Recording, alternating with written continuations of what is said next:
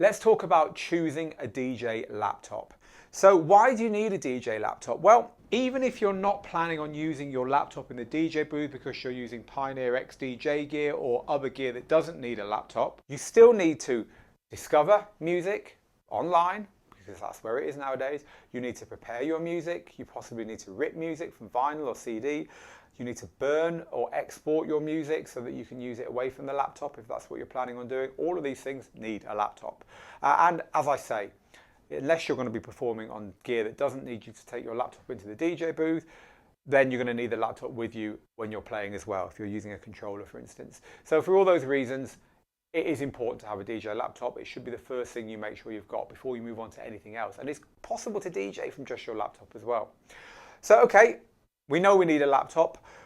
What do we do when it comes to choosing one? Well, the first thing to do is to hammer down the intended use of your laptop. So if you're going to be using it for just DJing, then you don't need anywhere near as powerful a laptop than if you're going to be using it, for instance, for video DJing, or if you're going to be using it for music production, both of which take an awful lot more power. Or you're going to be using it for graphics design, video editing, live streaming, all things that take a lot of processor power. And then of course you might not be in a position to have more than one laptop, so the one laptop might be doing absolutely everything for you, all your office work, all your day-to-day stuff, running your music away from your DJing, running your DJ stuff. So look, these are all going to be considerations when you're weighing up how much to spend and what spec to go on your laptop. Be clear what you're going to use it for first of all. So the next thing is we need to look at that tech spec. So in no particular order, RAM is very important. It's another word for memory. And the reason RAM is important is that it makes your computer fast and snappy. RAM is instant access. Your computer wants something, it's in the RAM, it's got it like that. Your computer wants to put something to one side so it can do something else, it's in the RAM, it's like that. It's literally instant. So the more you've got, the faster, snappier your computer is. So as much RAM as possible is always a good thing. Check whether you can upgrade your RAM. In other words, if you buy a computer and you want to make it more powerful by adding RAM later, can you do it? Yes or no? Know that when you buy your computer, spend a bit more at the point of purchase if you can't, because you'll thank yourself for it. Screen resolution and brightness is very important for DJs. DJ software is very busy, so screens that will allow you to have more pixels will let you see more of your software, but also brightness is important because, especially if you're DJing in the daytime and there's a lot of sunlight around, then it's worth making sure you'll be able to see that screen properly. The next thing is processor power. So the processor built into your computer is overall the speed at which it runs. So if everything else is kept the same, the more powerful the processor is, the faster your computer will be. Again, you want to get the fastest you can afford, but bearing in mind your intended uses. If you're only ever going to DJ audio, DJ software, then processor power doesn't become quite as important as if you are using video, live streaming, graphics processing for things like video editing and so on, as we were talking about. Size and type of hard drive. This is an important one. If the amount of memory you've got means that sometimes your computer needs to quickly find some extra space somewhere, it goes straight to the hard drive.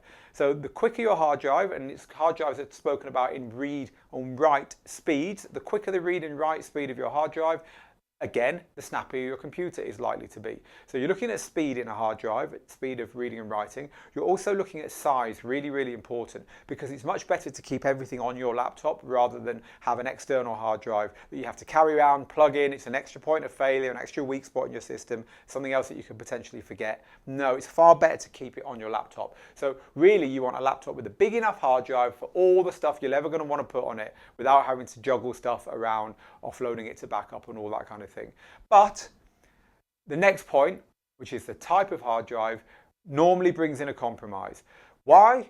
Because the best type of hard drive is called SSD, or solid state drive. That means it's got no moving parts. It's the same as the drives in your phone or your iPad. They're great because in a busy DJ booth with lots of bass and vibrations and so on, it's one less moving part to worry about. But the equivalent size of SSD drive to traditional drives, which do have moving parts, it's tiny. You know, it's about a quarter. So in other words, if you want to buy a 1 terabyte SSD drive, you're going to pay 4 times as much as if you want to buy a 1 terabyte standard drive. So you need to weigh up size of drive and type of drive and just go for the best you can afford while making that compromise. So if you are doing some of those extra things that involve graphics and video and live streaming and all that kind of stuff, it's always worth looking at what GPU or graphics processing unit comes with your computer, because that's going to determine specifically the speed and smoothness of that kind of stuff. And graphics programs tend to scale up and down what they can do depending upon how powerful the hardware is. So if you're using video in your DJ software, for instance, you'll get far better performance, better resolution, better all round if you've got really decent graphics built into your computer. All goes back to what you're going to be using it for, doesn't it? Now, as well as the features of your computer, technically there are physical features that we want to think about here as well. We've already talked about the screen size. Let's just talk about the screen finish, because if the screen is a nice matte finish, then it's less likely to reflect sunlight. So as well as looking at how bright the screen goes and the resolution, look at the finish on it as well. And if possible, pick it up in the shop and move it around and have a look in the sunshine and see how well you think you'll be able to see the screen. It's something a lot of people overlook, but worth thinking about. Luckily, you can buy screen filters that can go over the top of it that will stop them reflecting if you do have a computer that has a shiny screen. But there's other build quality, and materials is really important, because a nice metal computer is likely to last a lot longer in the DJ booth, being banged around in your DJ laptop bag, etc., than a plasticky one is. So it's worth bearing in mind that they're not going to be used in an air-conditioned office and never moved. DJing is a pretty extreme game, right? So they're likely to take knocks and bangs, and you don't want them failing on you in front of an audience if possible. So again, the better the build quality, the more reliable it's likely to be for longer. The next thing is the keyboard itself. It's really worth thinking about the quality of the keyboard, but even more important than the quality, whether it's backlit, because a backlit keyboard means that you can see it in the dark. Most DJ booths are dark, stands to reason, right? So look for a backlit keyboard, and also have a look for the overall size, weight and portability, because there's a big difference between this big 17-inch MacBook Pro and this little 12-inch MacBook. They could both do the job for you, but aesthetically, size, weight-wise, they couldn't be more different. There's no right or wrong here. It just depends upon how big a screen you want, mainly, how much power you want, what else you're using it for, how much you can afford, of course. All these things play into it, but be aware of size, because clearly laptops aren't all the same size as I just showed you, so you will have choices there. So be ready for that one. Okay, let's go to what I know a lot of you are waiting for. I'm dreading this because I don't like to offend people, but let's do it. Mac versus PC. Right, let's do this quickly. Firstly, it doesn't massively matter. Traktor, Ableton, FL Studio, Rekordbox, Virtual DJ, Serato, they all work on both. Doesn't matter what DJ software or production software you want to use, the chances are very high it's going to work just fine on either platform.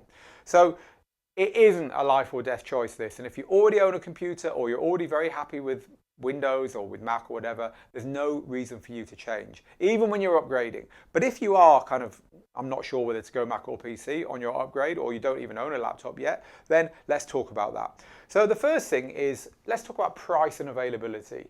Now, Macs are basically middle to high end. There's no such thing as a cheap Mac, but that also means there's no such thing as a badly built Mac. So you know you're getting something that's well enough built when you buy a Mac, but the choice at the bottom end is non-existent unless you go second hand. Whereas the choice at the bottom end for PCs is huge. There's loads and loads and loads of Windows computers at the lower budget. So if your budget is limited, you're going to find a lot more choice down there, and you might well find a bargain. You're very unlikely to find a bargain Mac. That said, when you get to the mid to high price range, it's more comparable. You can probably get a little bit more for your money with PC than with Mac, but once you do hit that choice, it becomes a bit more 50-50. So the next thing about Mac versus Windows is the susceptibility to viruses, conflicts, general tweaking.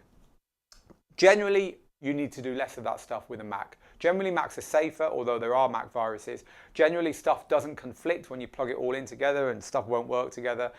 So if you're someone who isn't technical, you don't like getting under the hood, you don't like trying to fix things when they go wrong, again, you might find that Mac's a little bit easier for you. Macs have always been traditionally well tuned for audio purposes over PCs. But that said, again, there's not a great deal in it.